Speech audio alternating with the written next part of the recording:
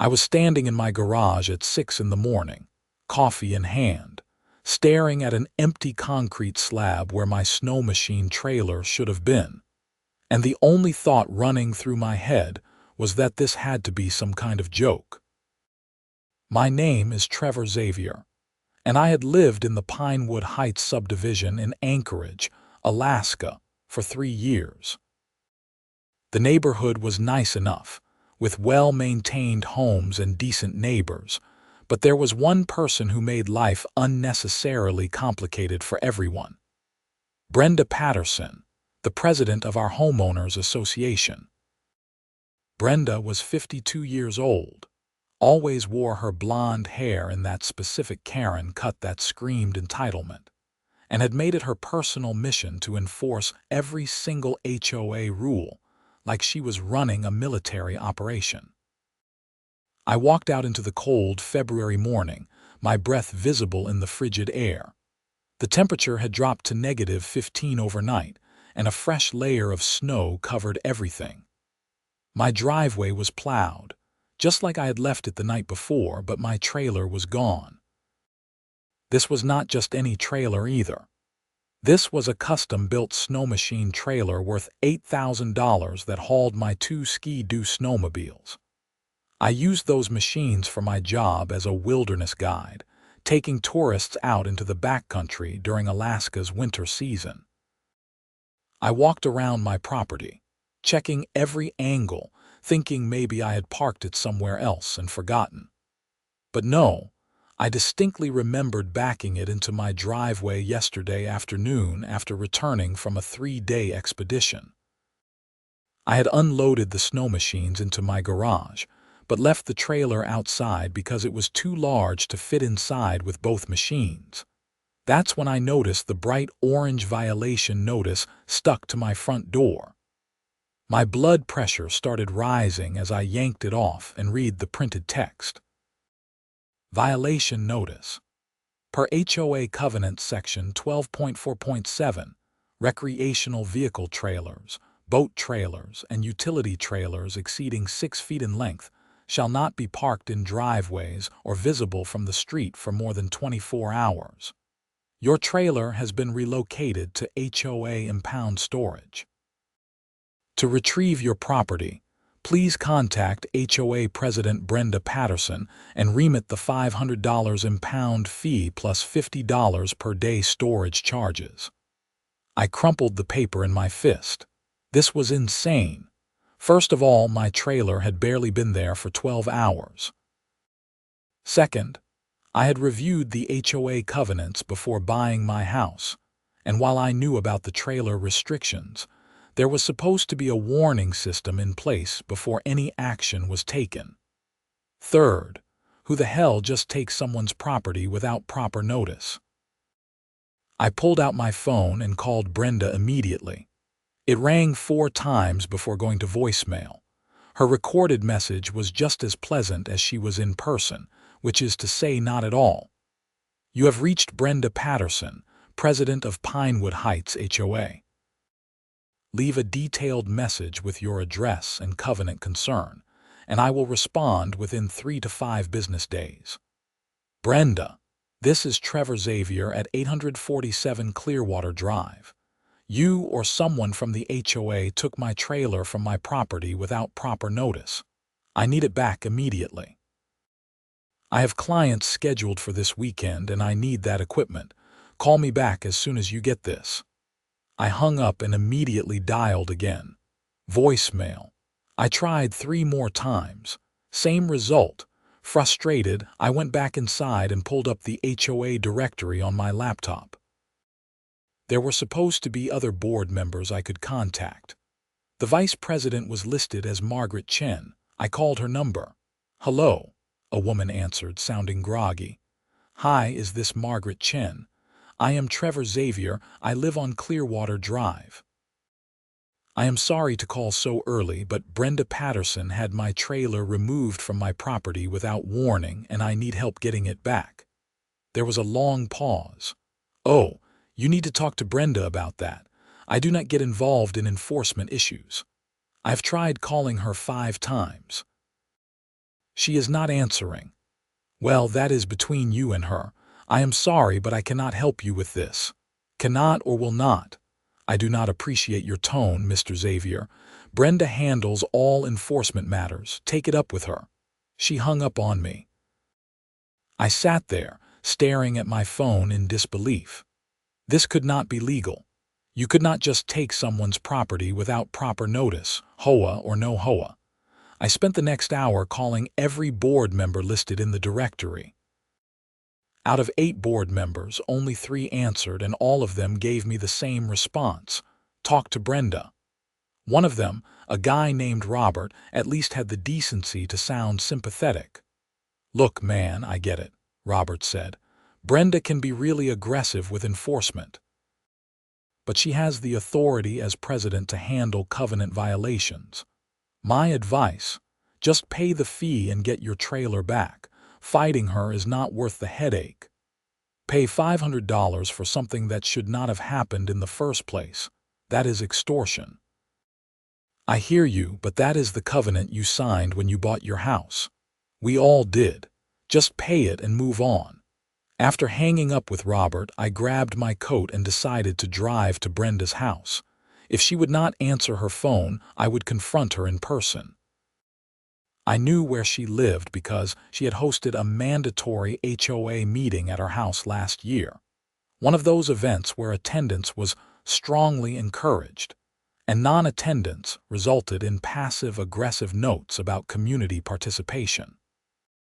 Brenda lived in the largest house in the subdivision, a sprawling 2-story with stone accents and professional landscaping that looked immaculate even in winter. I parked in her driveway and walked up to the front door, ringing the doorbell 3 times. The door opened, and there she was. Brenda Patterson in all her glory, wearing a purple velour tracksuit and holding a small white dog that yapped at me incessantly. Mr. Xavier, she said, her voice dripping with fake politeness. What brings you to my home at this early hour? You know exactly why I am here. You took my trailer without proper warning. I need it back. I did not take anything. The HOA enforcement team relocated your trailer in accordance with covenant violations. You received proper notice. I got a notice this morning after the trailer was already gone. That is not proper notice, Brenda. She shifted the dog to her other arm. According to Section 12.4.7, recreational trailers cannot be parked in visible locations for more than 24 hours. Your trailer was there for over 30 hours according to our surveillance. Surveillance. You are spying on my house now. The HOA has security cameras throughout the neighborhood for everyone's safety. Those cameras show your trailer arriving on your property at approximately 2 p.m. on February 15th. It was still there when our enforcement team documented the violation at 8 p.m. on February 16th. That is 30 hours, Mr. Xavier. I took a deep breath, trying to keep my anger in check. Fine. Even if that were accurate, the covenants require a written warning before any action is taken. I never received a warning. You received several warnings last summer about this exact issue. Those constitute prior notice. Last summer. That was 6 months ago, and it was about a different trailer that I sold. This is a completely different situation. Brenda's face hardened. The nature of the violation remains the same. You are in violation of HOA covenants and your trailer has been impounded. If you wish to retrieve it, the fee is $500 plus storage charges. Payment must be made in certified funds. Once payment clears, you will receive the location of the storage facility. This is theft, Brenda. You cannot just take people's property and hold it for ransom. I suggest you review your covenant documents, Mr. Xavier. You granted the HOA enforcement authority when you purchased your home. If you disagree with this action, you are welcome to file a formal complaint with the board, which will be reviewed at our next quarterly meeting in May. That is 3 months away. I need my trailer now. I have clients scheduled and that trailer is essential for my business. That is not the HOA's concern. Perhaps this will encourage you to follow the rules in the future. Now, if you will excuse me, I have other matters to attend to." She started to close the door, but I put my hand out to stop it. "Where is my trailer, Brenda? Remove your hand from my door, or I will call the police and report you for threatening behavior." I pulled my hand back, my jaw clenched. "This is not over. Have a pleasant day, Mr. Xavier." She shut the door in my face. I stood there for a moment, contemplating my options. I could call the police, but something told me that would not help. Brenda had probably covered her legal bases, at least enough to avoid criminal charges. This was a civil matter, which meant lawyers and time and money I did not have to spare. I drove back home and immediately started researching Alaska property law and HOA enforcement procedures. After 2 hours of reading statutes and court cases, I discovered that, while HOAs did have broad authority to enforce covenants, they still had to follow proper procedures. Specifically, Alaska law required that property owners receive written notice and an opportunity to cure violations before any enforcement action could be taken, unless the violation posed an immediate safety threat. A trailer parked in a driveway was not a safety threat. Brenda had overstepped her authority. I called a lawyer whose ad I found online, one who specialized in HOA disputes. His name was Dennis Park, and his office was in downtown Anchorage. "Xavier versus Pinewood Heights HOA," Dennis said after I explained the situation. "Interesting case. You have got a few legal options here. First, you could file for an emergency injunction to get your property back immediately. That would cost you about $1,500 in legal fees, and you would still have to fight the underlying dispute. Second, you could pay the impound fee under protest and then sue for damages and attorney fees. Third, you could file a complaint with the Alaska Attorney General's office claiming the HOA violated state law. Which option do you recommend? Honestly, pay the fee under protest and then sue. It gives you immediate access to your property, and you will have a stronger case for damages because you can show you acted in good faith. Plus, if the HOA violated proper procedures like you said, a judge will likely award you attorney fees in addition to damages. How long would a lawsuit take? 6 months to a year, probably, maybe longer if they fight it." I thanked Dennis and hung up. 6 months to a year. I could not wait that long. I had a business to run, clients depending on me, and a mortgage to pay. I needed that trailer now. That is when I decided to find the trailer myself. I started by driving around the neighborhood, looking for any place that might serve as an HOA storage facility. Pinewood Heights was a large subdivision with about 200 homes, spread across a hilly area on the eastern edge of Anchorage. There were several common areas, including a park, a community center that was rarely used, and some undeveloped land on the north side of the subdivision. I drove to the undeveloped area first. It was accessible via a gravel road that wound up a steep hill. The snow up there was deeper, and I was glad I had 4-wheel drive. As I crested the hill, I saw a flat clearing that had been plowed at some point, though fresh snow had started to cover it again. There were tire tracks leading into the clearing, recent ones. I followed them, my truck bouncing over the uneven terrain. The clearing opened up into a larger area, and that is when I saw it. A chain-link fence surrounding several vehicles and trailers, all partially covered in snow. I parked and got out, walking up to the fence. The gate was locked with a heavy-duty padlock. Inside the fenced area, I could see at least a dozen trailers, a couple of boats on trailers, and what looked like a small RV. Fresh snow covered everything, but some of the items had been there long enough that the snow had built up significantly. I walked along the fence line, looking for my trailer. It was hard to tell with all the snow, but none of the trailers I could see matched mine. That is when I noticed something strange. In the far corner of the enclosure, there was a huge mound of snow, maybe 10 feet high and 20 feet across. It was too big to be natural accumulation. I pulled out my phone and called Brenda again. This time, she answered on the first ring. "Mr. Xavier, I hope you are calling to arrange payment. I found your impound lot. I am looking at it right now. Where is my trailer, Brenda?" There was a pause. I am not at liberty to provide specific location information until payment is received. I can see a dozen trailers here, but mine is not among them. Where is it? Your trailer is secured in HOA storage. That is all I can tell you. There is a massive pile of snow in the corner of this lot. Is my trailer under that snow? Another pause, longer this time. Snow accumulation is a natural occurrence in Alaska, Mr. Xavier. The HOA is not responsible for weather-related conditions. You buried my trailer under snow. Are you insane?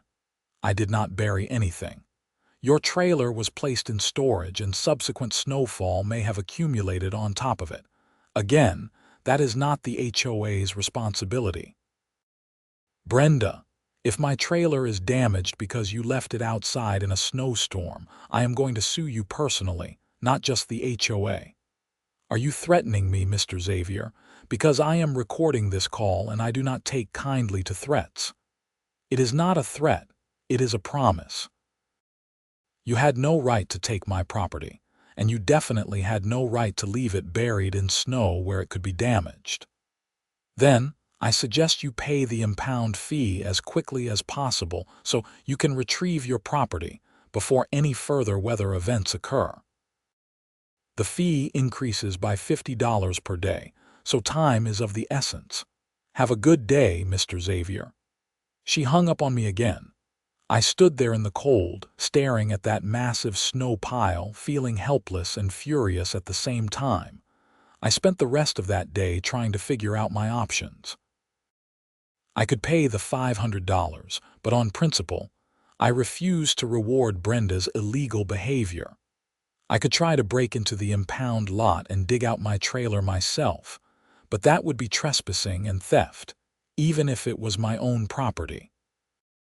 I could go back to the lawyer and file an emergency injunction, but that would cost more money than just paying the impound fee. Every option sucked. I finally decided to document everything and build a case. I took photos of the impound lot, the snow pile, and the locked gate. I printed out all the relevant sections of the HOA covenants. I wrote down a detailed timeline of events, including all my phone calls and attempts to reach board members. Then, I went home and called my insurance company to report what had happened. The claims adjuster listened to my story and told me that if my trailer was damaged due to being improperly stored, I could file a claim, but I would have to prove the damage occurred while in the HOA's possession. The problem is, the adjuster explained, if you authorize them to take the trailer, which you technically did by signing the HOA covenant, then they might not be liable for weather damage. You would have to prove negligence, which is hard to do with snow accumulation. I did not authorize them to take it. The covenant requires proper notice before enforcement, which I did not receive. Then you need to prove that. Do you have documentation showing they did not follow proper procedures? I am working on it. Good luck, Mr. Xavier. I hope this works out for you. That evening, I was sitting in my living room, trying to figure out my next move when there was a knock on my door. I opened it to find my neighbor, Gary, standing there with a concerned look on his face. "Hey, Trevor, I heard about what happened with your trailer. That is really messed up. News travels fast around here. Brenda sent an email to the whole neighborhood about it. She framed it as a success story about HOA enforcement. She did what? Gary pulled out his phone and showed me an email. Sure enough, Brenda had sent a mass email to all homeowners with the subject line, Covenant Enforcement Success Story.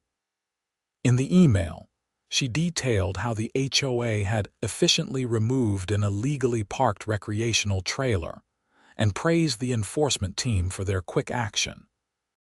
She did not mention my name specifically, but everyone would know it was about me since I was the only person in the neighborhood with a Snowmachine trailer. This is harassment, I muttered. Yeah, a lot of people think she went too far this time.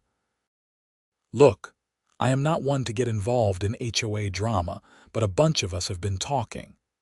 Brenda has been abusing her power for years. Last year, she fined the Hendersons $300 because their grass was half an inch too long. She made the Chens repaint their entire house because the color was not on the approved list, even though it was barely different from the original color. She is out of control. Why has not anyone stopped her? Because most people just pay the fines and move on. It is easier than fighting. But this thing with your trailer, taking someone's business equipment and burying it in snow, that is a new low even for her. I am not paying that fine, Gary. I will fight this as long as it takes. Good. I will help however I can, and I am not the only one. There are at least 20 homeowners who are sick of Brenda's nonsense. We have been talking about calling for a special election to remove her as president. That was interesting. How does that work? According to the bylaws, if 20% of homeowners petition for a special election, the board has to hold one within 30 days. There are 200 homes in the subdivision, so we would need 40 signatures. I think we can get that. Count me in. Where do I sign? Gary smiled. I will get the petition started tomorrow. In the meantime, hang in there. Do not let her break you. After Gary left, I felt slightly better knowing I was not alone in this fight, but I still needed my trailer back and I needed it soon. I had clients scheduled for that weekend, and I had already had to cancel on them once when I got sick last month. If I canceled again, I would lose their business permanently. The next morning, I woke up to another violation notice on my door. This one claimed I had not shoveled my sidewalk within 24 hours of snowfall, which was completely false. I had shoveled it the previous evening. I took a photo of my perfectly clean sidewalk and the citation, adding it to my growing pile of evidence. I tried calling Brenda again. No answer. I called every board member. None of them would help. I even tried calling the HOA's property management company, but they told me they only handled financial matters and had no authority over enforcement actions. Out of desperation, I decided to call the Anchorage Police Department's non-emergency line to ask about my options. Sir, if this is a civil dispute between you and your HOA, we cannot get involved, the dispatcher told me. You would need to handle this through the courts. Even though they took my property without proper notice. If you believe a crime was committed, you can file a report and an officer will investigate. But from what you are describing, this sounds like a contractual dispute, not a criminal matter. I thanked her and hung up. It seemed like every official channel was closed to me. That afternoon, I received an email from Brenda. The subject line read, "Second violation notice, immediate action required." The email stated that I now had 2 outstanding violations, the trailer issue and the sidewalk issue. The fines totaled $750, and if I did not pay within 5 days, the HOA would place a lien on my property. A lien. She was actually threatening to put a lien on my house over this nonsense. I called Dennis Park again and read him the email.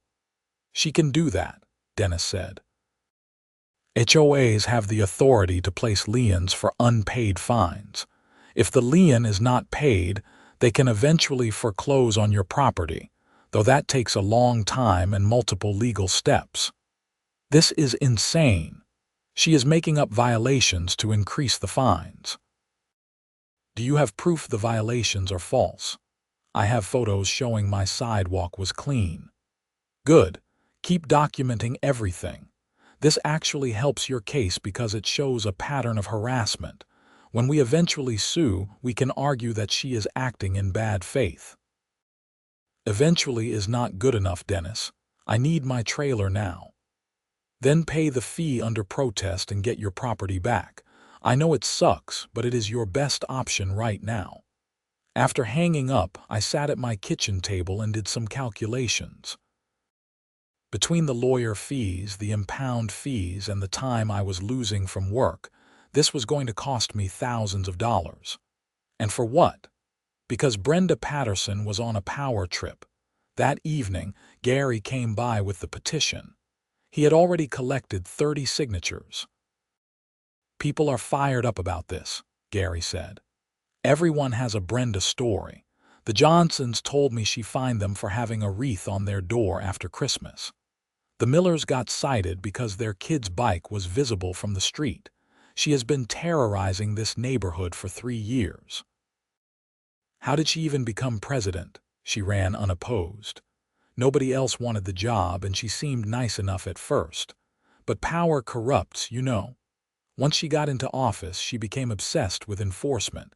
I think she gets off on controlling people. Well, let me know when you have all 40 signatures. I want her gone. We are almost there. I should have them by tomorrow. After Gary left, I made a decision. I was not going to wait for lawyers or elections or any other bureaucratic process. I was going to get my trailer back tonight. I waited until midnight when I was sure most people would be asleep. I dressed in dark clothes, grabbed a shovel and my truck keys, and drove to the impound lot. The temperature had dropped to -20, and the wind cut through my jacket like knives. When I reached the lot, I parked my truck 100 yards away with the lights off. I walked to the fence and examined the padlock on the gate. It was a heavy-duty master lock, the kind that would require bolt cutters to open. I had bolt cutters in my truck, but using them would leave obvious evidence of a break-in. Instead, I decided to climb the fence. It was 8 feet tall with barbed wire on top, but I had climbed worse. I took off my heavy coat so I could move more easily, and I carefully scaled the chain link. The metal was so cold it burned my hands even through my gloves. When I reached the top, I carefully maneuvered around the barbed wire and dropped down on the other side. I landed in knee-deep snow and immediately started making my way toward the large snow pile in the corner. The moon was nearly full, providing just enough light to see by. As I got closer, I could make out the faint outline of something underneath all that snow. I started digging. The snow was heavy and densely packed, and within minutes my arms were burning from the effort. I dug for what felt like an hour, creating a trench along one side of the pile. Finally, my shovel hit something solid. Metal. I cleared away more snow and saw it, the distinctive red paint of my custom trailer. Relief flooded through me, followed immediately by anger. The trailer was completely buried under at least 6 feet of compacted snow. This had not happened naturally. Someone had deliberately plowed or shoveled snow on top of it. I kept digging, trying to clear enough snow to assess the damage. As I worked, I noticed something else: fresh tracks in the snow leading away from the pile. Someone had been here recently, probably adding more snow to make sure the trailer stayed buried. I was so focused on digging that I did not hear the truck until it was too late. Suddenly, headlights illuminated the entire lot and I heard a door slam. "Hey, what do you think you are doing?" I spun around to see a man walking toward me. He was big, probably 6'4" and 250 pounds, wearing a security guard uniform. "I am retrieving my property," I said, trying to sound confident. "You are trespassing.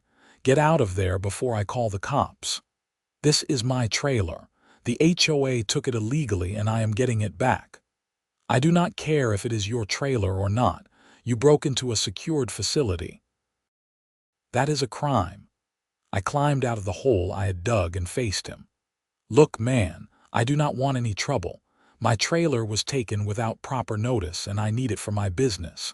The HOA president buried it under 6 feet of snow and is trying to extort money from me. The security guard, whose name tag read Miller, looked at the pile of snow, then back at me. His expression softened slightly. I believe you, but that does not change the fact that you are trespassing. You need to leave now, or I have to call the police. Can you at least look the other way while I finish digging it out? 5 more minutes and I can tow it out of here. No can do. My job is to secure this facility. I already have to report this break-in. I sighed, defeated. Fine, call the cops. Maybe they will actually listen when I explain what happened. Miller pulled out his radio and made the call. 20 minutes later, 2 Anchorage police officers arrived. I explained the entire situation to them, showing them the photos on my phone and the documentation I had brought with me. The older of the 2 officers, whose name was Rodriguez, listened patiently to my story. So let me get this straight, Rodriguez said. The HOA took your trailer without proper notice, impounded it here, and then buried it under snow. Exactly. And now they are trying to charge me $500 plus storage fees to get it back.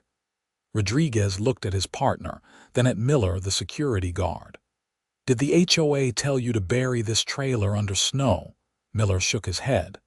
I do not work for the HOA, I work for Summit Security. We just patrol this area.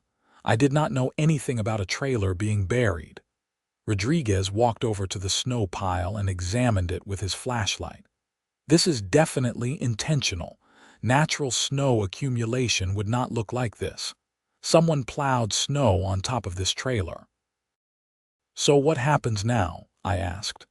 Can I get my trailer back? Rodriguez turned back to me. Technically, you committed trespassing and breaking and entering by climbing this fence. However, given the circumstances, I am not inclined to arrest you. This seems like a civil dispute that got out of hand. What about the HOA? Can you do anything about them stealing my property? If you want to file a report for theft, you can do that. But honestly, this is going to end up being a civil matter either way. My advice, get a lawyer and sue them. Document everything, including this. He gestured to the buried trailer. Take photos, get statements, and build your case. The younger officer, whose name tag read Chen, added, you might also want to contact the local news. They love stories like this. Put some public pressure on the HOA. I had not thought of that. You think that would help? Could not hurt, Chen said. HOAs hate bad publicity. After the officers left, Miller looked at me sympathetically. For what it is worth, I think you got screwed. That HOA lady sounds like a real piece of work. You have no idea. Listen, I did not see you here tonight, okay? I was on the other side of the property when I heard a noise. By the time I got here, whoever was trespassing had already left. I am going to file a report saying I found evidence of trespassing but no suspect. I looked at him, surprised. Really? You would do that for me? I do not like bullies, and your HOA president sounds like a bully. Just do not come back here. Next time, I will have to arrest you for real.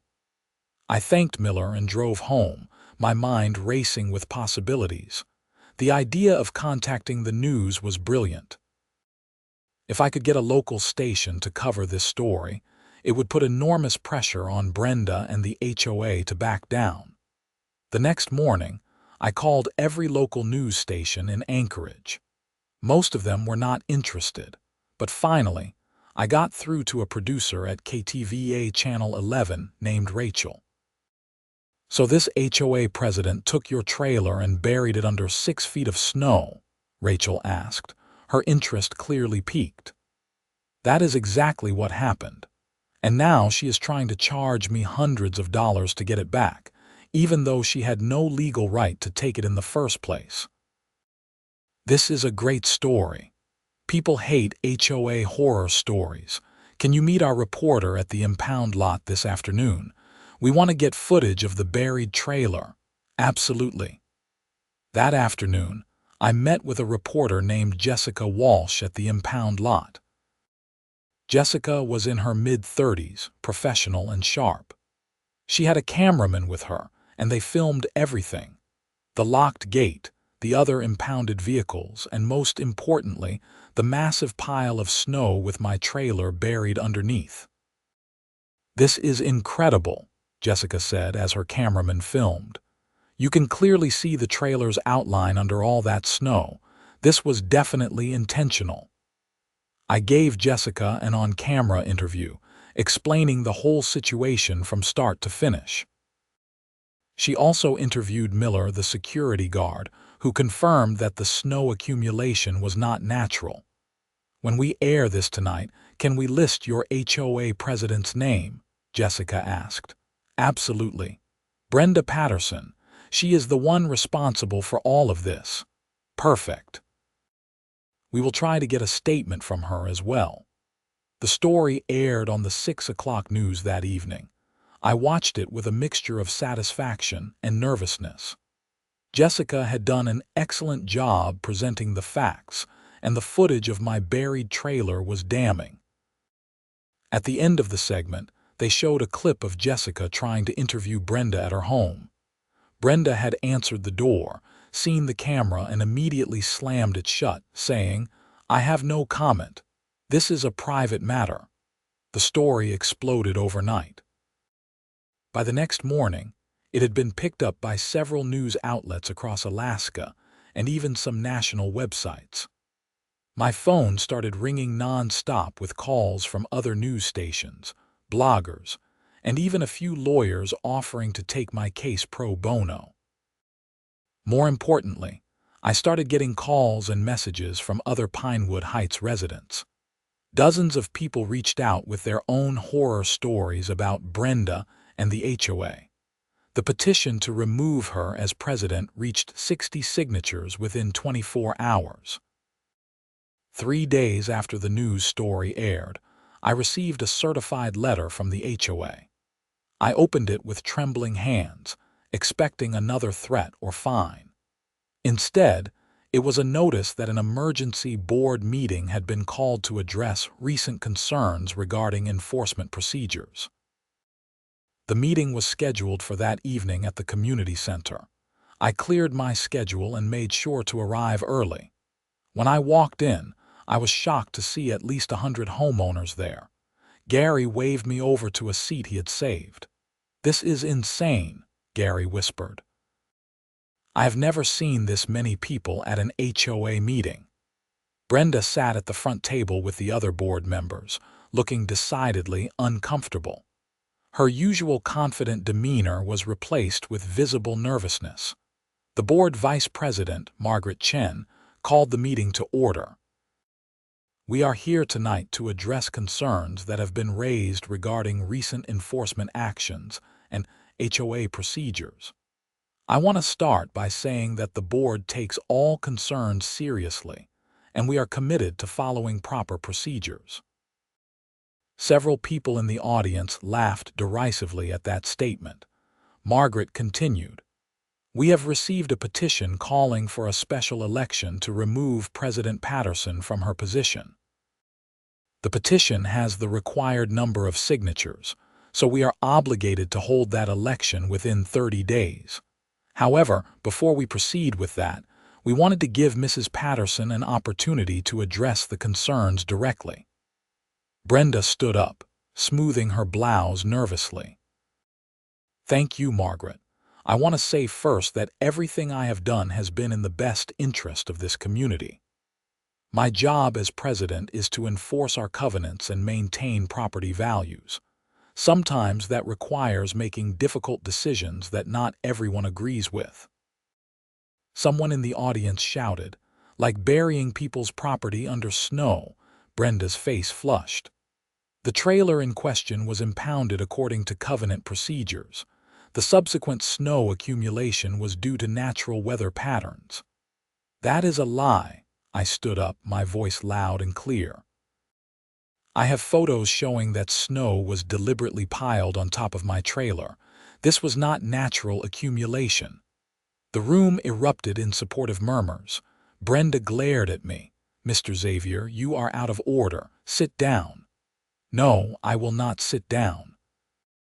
You stole my property, buried it to cause damage, and then tried to extort money from me.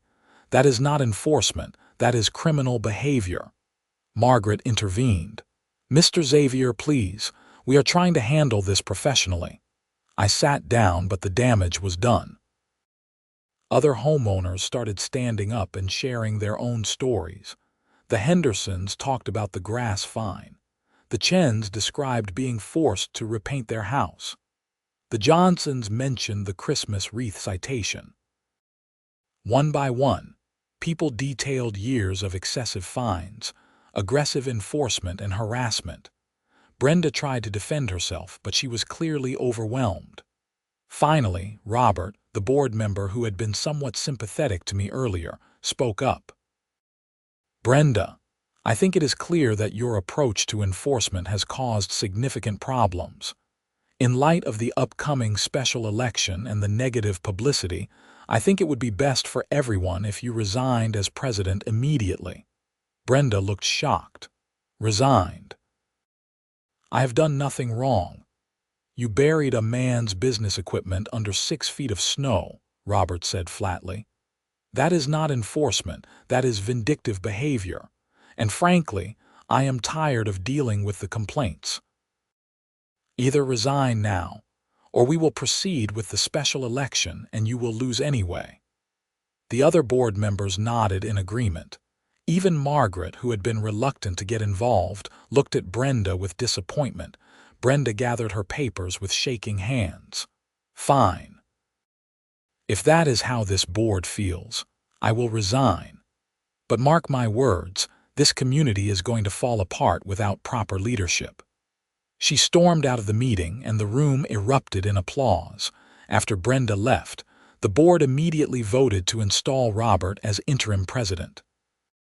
His first act was to waive all impound fees and authorize the immediate release of any vehicles or equipment in the HOA lot. "Mr. Xavier, on behalf of the board, I apologize for what happened to you," Robert said. "Your trailer will be released immediately, and the HOA will pay for any damages incurred during its impoundment. We will also be reviewing our enforcement procedures to make sure this never happens again." I felt a wave of relief wash over me. "Thank you. I appreciate that." The next morning, I returned to the impound lot with a tow truck. Miller, the security guard, was there, and he helped me dig out my trailer. It took 3 hours of hard work, but we finally got it free. To my relief, the trailer appeared to be undamaged.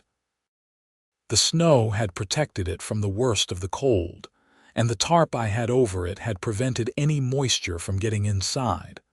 I hitched the trailer to my truck and towed it home, parking it triumphantly in my driveway. Let Brenda try to mess with me now. Over the next few weeks, things in Pinewood Heights slowly returned to normal. Robert proved to be a fair and reasonable president. He established clear procedures for enforcement that included written warnings and appeal processes. He also reduced many of the more excessive fines and worked with homeowners to resolve violations cooperatively rather than punitively. The special election was held as scheduled, and Robert was officially elected as president. A new board was also elected, with several reform-minded homeowners joining, including Gary. As for Brenda, she kept a low profile for a while. I saw her occasionally around the neighborhood, and she would glare at me but never spoke. I heard through the grapevine that she had hired a lawyer to explore her options, but ultimately decided not to pursue any action against me or the HOA. About 2 months after the whole incident, I received a letter in the mail. It was from a law firm representing Brenda Patterson. My heart sank, thinking she was suing me after all. But when I opened it, I was surprised. The letter was not a lawsuit. It was an official apology.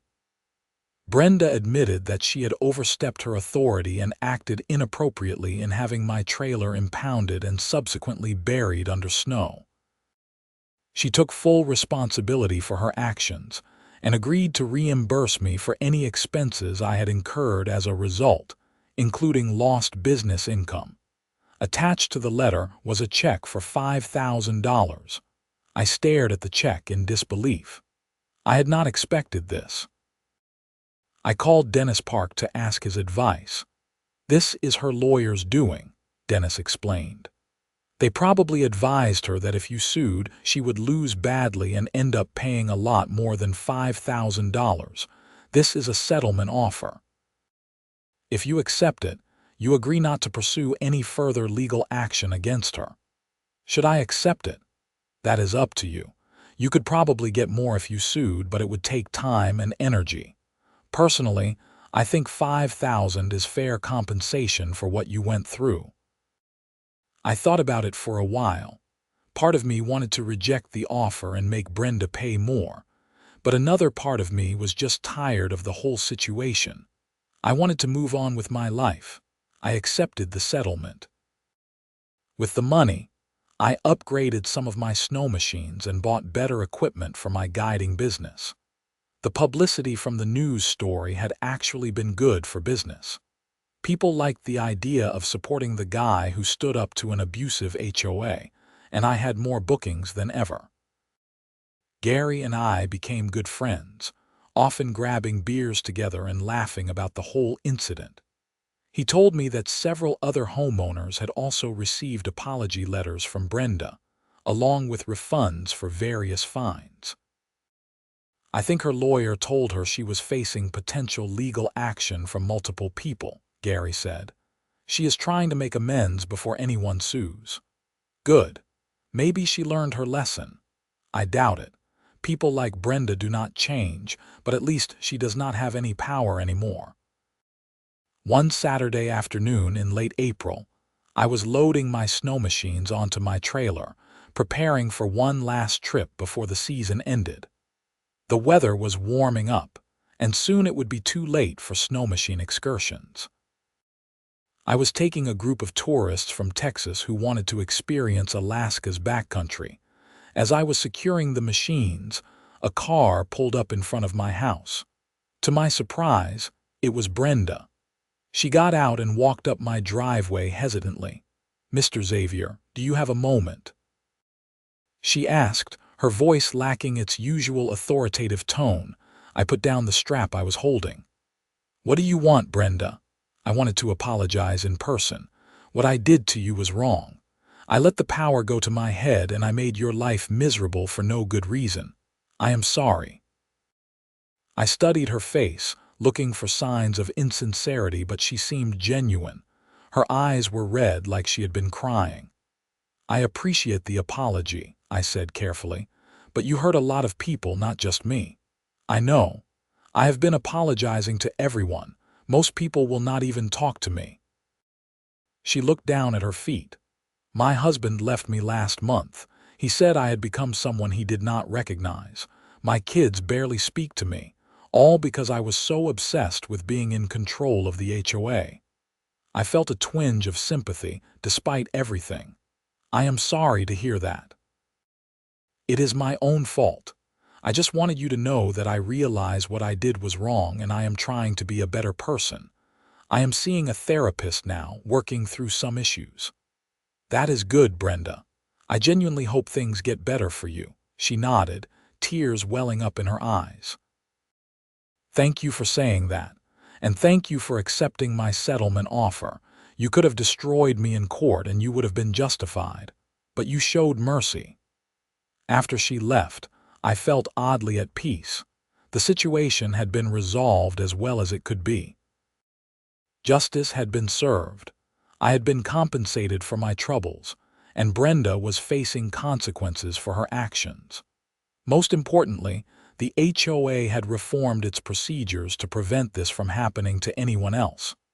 That evening, I took my group of Texas tourists out into the backcountry. We rode for hours through pristine snow, watching the sun set over the Alaska range. The air was crisp and clean, and for the first time in months I felt truly free. When we returned to the trailhead, one of the tourists, a man named Bill, shook my hand enthusiastically. That was incredible. Best experience of our trip. You really know this country. Thanks, I love what I do. We heard about what happened with your HOA. That news story was everywhere. Glad you got everything sorted out. Me too. It was a nightmare, but it is over now. Well, you earned yourself some loyal customers. We will be telling everyone back home about this trip. As I drove home that night, trailer and snow machines in tow, I reflected on everything that had happened. What started as a simple covenant dispute had spiraled into a community uprising, a media frenzy, and ultimately, real change in how the HOA operated.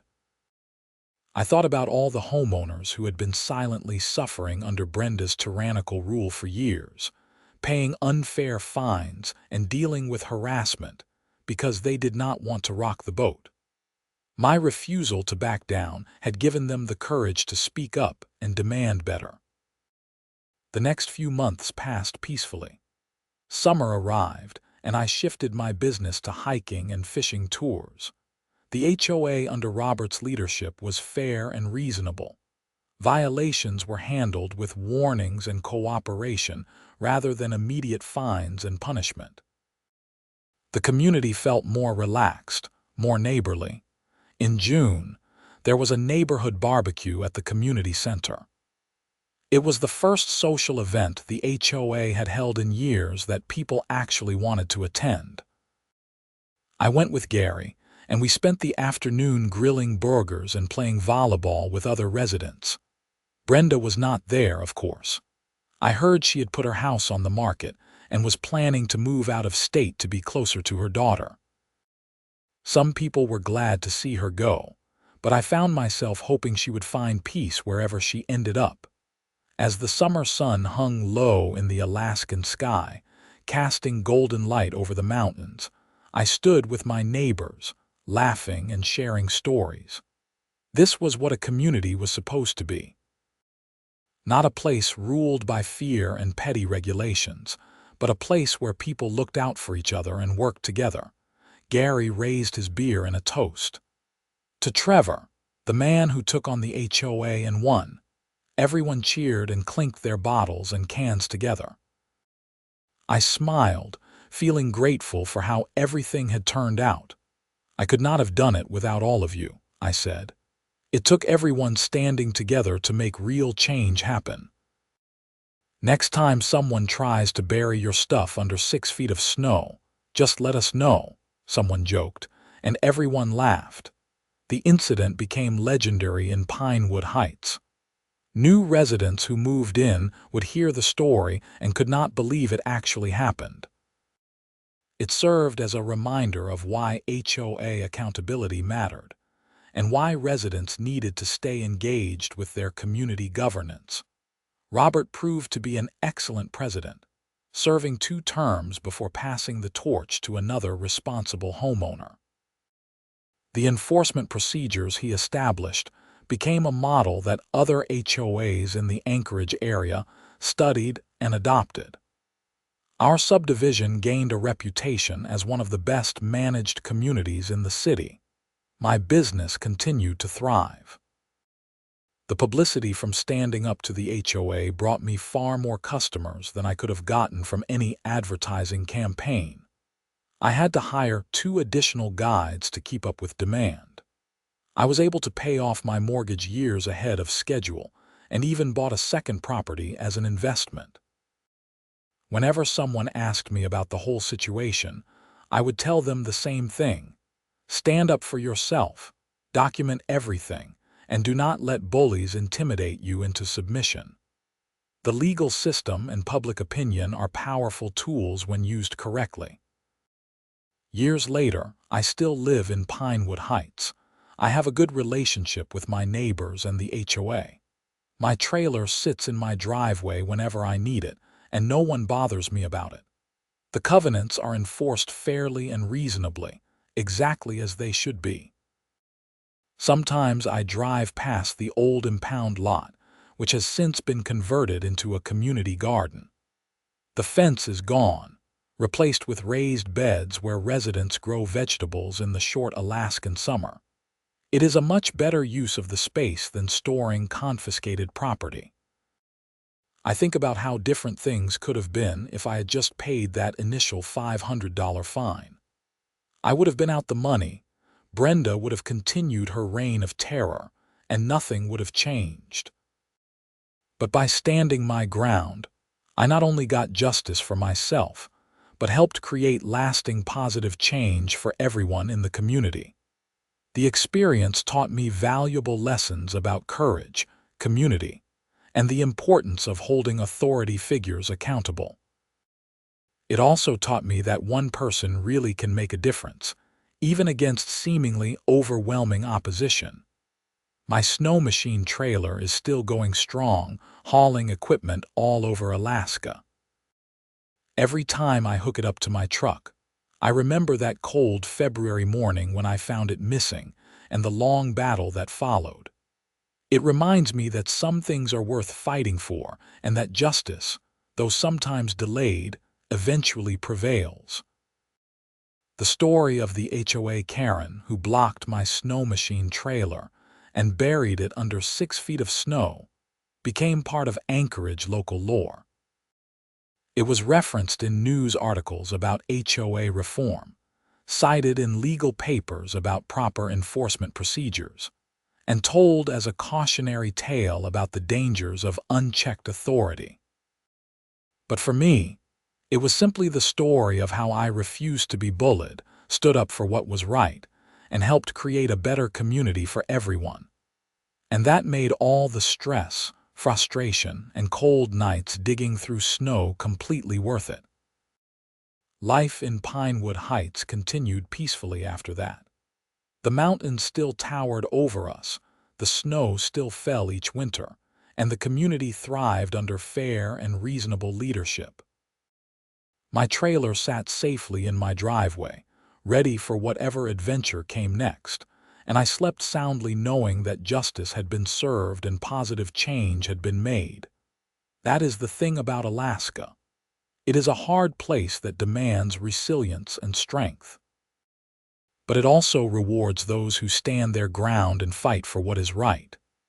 Brenda learned that lesson the hard way, and the rest of us benefited from her downfall. As I write this, years removed from the events, I can look back with perspective and even some forgiveness for Brenda. She was a flawed person who made terrible decisions, but she also faced real consequences and tried to make amends. That takes a certain kind of courage, even if it came too late to save her marriage or her reputation. The real heroes of this story were the neighbors who stood together, the board members who finally found their spines, and the reporters who brought the truth to light. Community action created real change, and that is something worth celebrating. My Snowmachine business continues to grow. I take tourists and locals alike into the beautiful Alaskan wilderness, showing them sights they will never forget. And every single time I load up my trailer, I am grateful for the freedom to do my job without interference from petty tyrants and power-hungry board members. The trailer that was once buried under 6 feet of snow now carries dreams and adventures into the frozen wilderness.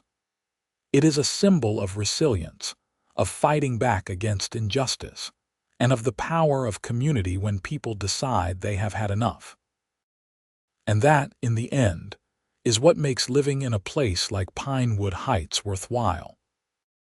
Not the perfect lawns or uniform paint colors that Brenda prized so much, but the knowledge that your neighbors will stand with you when things go wrong, and that justice will prevail when good people refuse to back down. The mountains still stand tall outside my window. The snow still falls each winter, and my trailer still sits in my driveway, a testament to the power of perseverance and the importance of standing up for what is right, no matter how difficult the battle may be. That is my story. That is how I defeated an HOA Karen, retrieved my buried trailer, and helped transform a neighborhood along the way. It was not easy, it was not quick, and it certainly was not fun. But it was worth every moment of struggle, and I would do it all again if I had to. Because some battles are worth fighting, and some injustices cannot be allowed to stand. Justice prevailed, the community healed, and life went on. And is not that what we all hope for in the end?